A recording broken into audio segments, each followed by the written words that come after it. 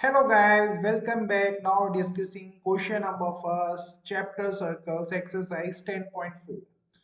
और इस क्वेश्चन को करने से पहले you should know few properties और उन प्रॉपर्टीज को जान लेते हैं पहले।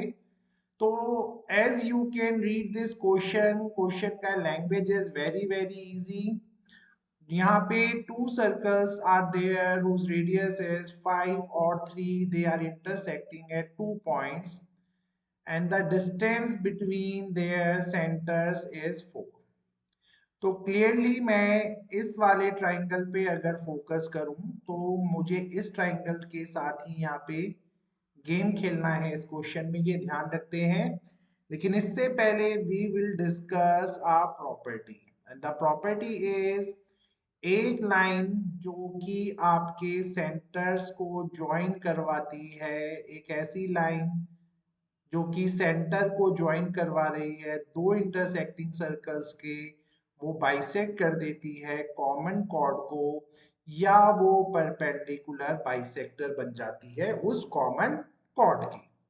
तो इस प्रॉपर्टी के अकॉर्डिंगली और इस फिगर के accordingly as you can see यहाँ पे ए बी नाम का जो है वो कॉमन कॉर्ड है और ये वो आपके सेंटर से होती हुई वो लाइन है जिसके बारे में बात हो रही है। तो इस प्रॉपर्टी के अकॉर्डिंगली ये वाली लाइन इस ए बी को बाइसेक्ट कर देगी और 90 डिग्री पे ही बाइसेक्ट करेगी। तो क्लियरली यहाँ से हमें पता चल गया क्वेश्चन करने से पहले ही कि हमारा ए एम और हमारा एम बी दोनों इक्वल हैं और ये हमारी पूरी इस लाइन ए बी का हाफ बन जाएंगे। प्लस हमें यहाँ एंगल ए एम ओ का भी पता चल गया है कि ये हमारा यहाँ पे 90 डिग्री बनेगा। तो यहाँ तक तो कोई टेंशन नहीं होना चाहिए और डायरेक्टली हम इस प्रॉपर्टी को यूज करके लिख सकते हैं। तो अब चलते हैं कि इस क्वेश्चन को सॉल्व कैसे किया जाएगा। तो जब इस क्वेश्चन के सॉल्यूशन को आप देखेंगे तो यू विल रियलाइज यहाँ पे हम कुछ नहीं कर रहे हैं। अगर आप ढंग से देखें तो जो ट्राइंगल हमारा ओ ए ओ डैश है उसका जो एरिया होगा वो होगा हाफ बेस, बेस आपका यहाँ ओ ओ डैश है इनटू हाइट। इस क्वेश्चन में ये जो हाइट है वो AC को लिया गया है, तो instead of M we can write this as C। तो यहाँ पे AC जो आपका है वो यहाँ पे इस BC के इक्वल हो जाएगा और दोनों AB का हाफ हो जाएगा। तो इस हाइट को हम AC ले लेते हैं, यहाँ तक तो कोई टेंशन नहीं। अब आपको जो ये बेस है, क्योंकि जो डिस्टेंस बिटवीन द सेंटर्स है it is provided to you as 4 centimetre, तो ये पूरा का पूरा डिस्टेंस यहाँ पे 4 है। तो मैं यहाँ पे क्या कर रहा हूँ, ओ ओ डैश की जगह एम राइटिंग एज 4 और AC को मैं ऐसा ही छोड़ देता हूँ। और 4 में से अगर मैं इसको कैंसिल करूँ तो मेरा एरिया आएगा 2 times of AC square units. यहां तक तो मुझे नहीं लगता है कोई प्रॉब्लम होना चाहिए।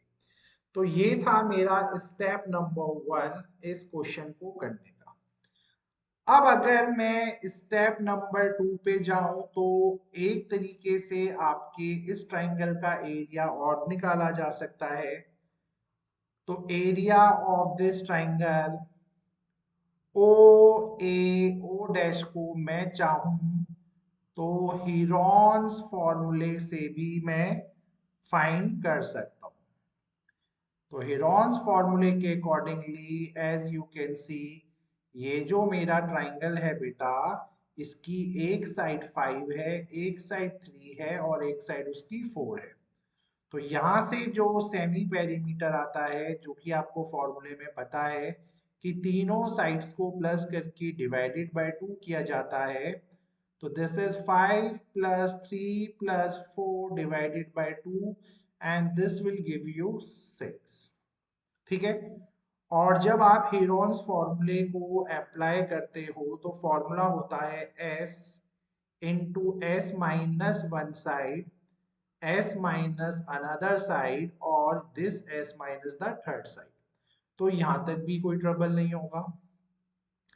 अब क्वेश्चन में यहाँ वो क्या लिखेगा फर्दर, आपका s का वैल्यू आया है 6 इंटू, अब लेट से अगर मैं 6 माइनस कोई भी एक साइड थी, वो एक साइड अगर मैं इसको 4 ले लूं तो 6 माइनस 4 जो आपका होगा वो होगा 2। ऐसे ही लेट से अगर मैं इसको b बोल दूं तो फॉर्मूले में 6 माइनस 3 वो आपके पास आ जाएगा 3। और ऐसे ही अगर मैं इसको थर्ड साइड बोल दूं तो ये हो जाएगा 6 माइनस 5 यानी 1। इस पूरे को जब आप सॉल्व करोगे you will get under root of 36 multiply करवा के, और ये बाहर आके बन जाएगा 6। यहां तक भी कोई ट्रबल नहीं होगा। ठीक है, तो कहीं ना कहीं जो area of triangle O A O dash है उसका आंसर आपका 6 स्क्वायर यूनिट्स आया है। तो ये भी आपको क्लियर हो गया होगा। और जब हमने पहले इस क्वेश्चन को सॉल्व किया था तो ये एरिया आपका आया था 2 टाइम्स ऑफ AC। तो मैं इन दोनों इक्वेशंस को इफ आई कंपेयर दैम, अगर मैंने देखूं बेटा, तो आपको नहीं लगता, क्योंकि दोनों triangles are almost same. So from equation first जो अभी हमने पीछे देखी थी दूसरी स्लाइड में, और इस पर्टिकुलर इक्वेशन से we can say 2 times of AC जो भी है वो 6 के इक्वल आएगा। और यहाँ से AC का वैल्यू जब आप इसको डिवाइड करेंगे तो 3 आ जाएगा। तो यहाँ से इसका AC का वैल्यू आया 3 सेंटीमीटर। आपको क्वेश्चन में इस कॉमन कॉर्ड का लेंथ चाहिए था, तो जो आपका AB है बेटा वो I think AC plus CB से मिलके बन रहा है। और आपने देखा था कि जो आपका ये जो AC और CB है उनका लेंथ आपस में इक्वल है। तो उसी प्रॉपर्टी को यूज करके कैन आई से AC का वैल्यू भी 3 और CB का वैल्यू भी 3 and the final answer of AB is 6 centimetre. ठीक है, so with this way our question is done. हमारा आंसर यहाँ 6 सेंटीमीटर आ चुका है। तो मुझे नहीं लगता है इस क्वेश्चन को समझने में कोई प्रॉब्लम होना चाहिए। अब in next video we will see question number 2 of this same exercise. Till then, have a nice day. Thank you.